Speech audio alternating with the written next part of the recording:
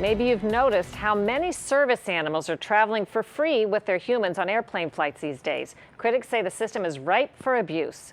Full Measure contributing correspondent Joce Sterman shows what happened when she put it to the test by trying to register a rather unique animal. For Chris Tegler, his dog Roxy is more than just a companion. So she's pretty essential for you to getting around and... Yeah, she has taught me patience with myself. I taught her some things.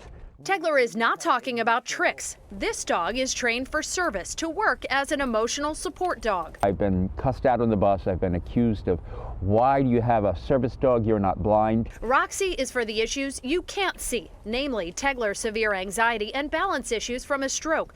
To allow her to travel with him, Tegler got a certificate and a letter that makes Roxy a legitimate service dog.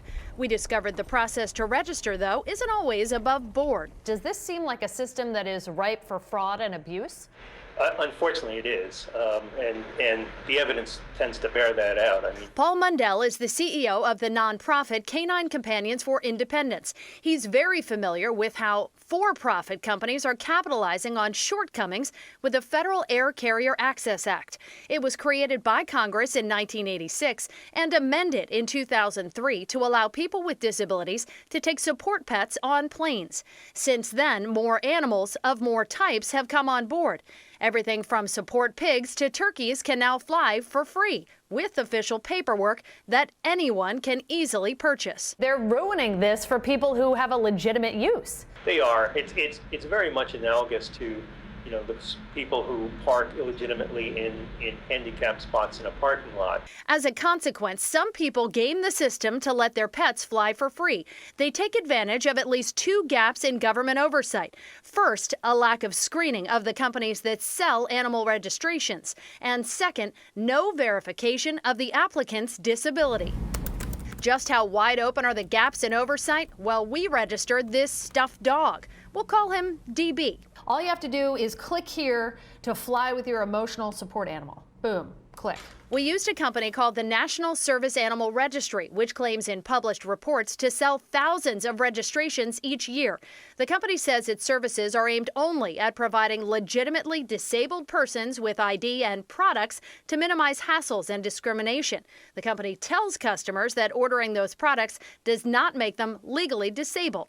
But we found anyone can click a box and qualify by claiming any of a host of problems, including fear of flying or stress. So we sent in a picture of DB and spent $65 plus another $50 for a vest, and he was done. That came as a shock to David Williams with the Taxpayer Protection Alliance, a watchdog group that keeps an eye on government inefficiency. But when you start accepting stuffed animals as emotional support animals, there's something wrong in the system and it needs to be fixed immediately. And it's not just the process of buying a certificate for a stuffed dog that's at issue.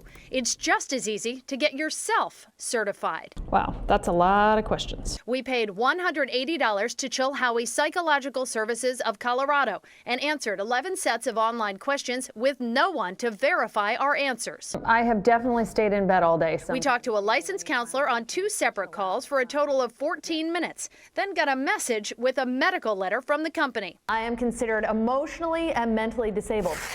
But there was something else disturbing about the letter. We discovered Chilhowie Psychological Services just happens to have the same mailing address as the National Service Animal Registry, so we could register our stuffed dog as emotionally supportive and ourselves as emotionally unstable at the same place. Both are registered to the Chilhowie Corporation, which says it doesn't disclose that relationship online, but will confirm if asked. In public filings, its official business activity is manufacturing leather motorcycle accessories. Canine Companions for Independence is among several groups that have written the Department of Justice asking for solutions to close the loophole that lets people purchase assistance dog paraphernalia that violates the spirit of the law. Meantime, the U.S. Department of Transportation told us it's weighing a plan that would require airlines to track the certificates submitted to carriers for support animals. Right now, that doesn't